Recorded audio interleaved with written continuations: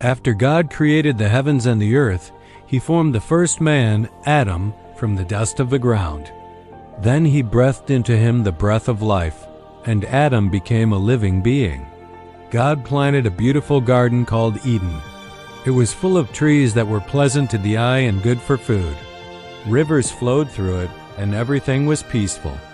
In the middle of the garden were two special trees, the tree of life and the tree of the knowledge of good and evil.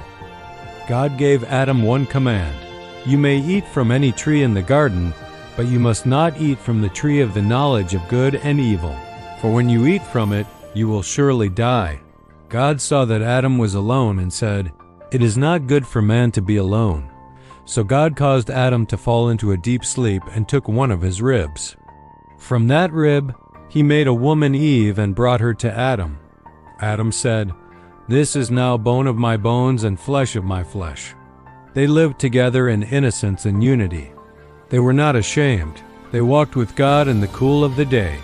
One day, a serpent came to Eve. He questioned God's command. Did God really say you must not eat from any tree? Eve explained the command, but the serpent replied, "You will not surely die. Your eyes will be opened, and you will be like God." Eve looked at the fruit. It looked good. It seemed desirable. She took it and ate. She gave some to Adam, and he ate too. Immediately, their eyes were opened. But instead of becoming powerful, they felt shame. They realized they were naked and sewed fig leaves together to cover themselves. When they heard God walking in the garden, they hid. God called out, "Adam, where are you?" It was not that God did not know where Adam was. He was asking about Adam's spiritual condition.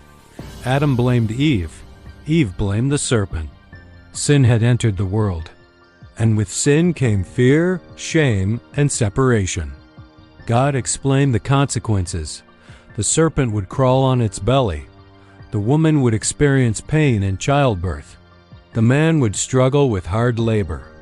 Death would eventually come to humanity. They were sent out of the Garden of Eden, but even in judgment, there was mercy. God made garments of skin for them, covering their shame. Free will. God gave humans choice. Love requires choice. Temptation often questions God's word. Did God really say? Sin promises power but produces shame. Blame replaces responsibility after disobedience. Even in consequences, God shows mercy. Adam and Eve's story is not just about eating fruit. It is about trusting God versus trusting self, obedience versus desire, relationship versus independence. The garden was a place of intimacy. The fall was a break in that intimacy. But the story of the Bible from that moment forward becomes a story of restoration.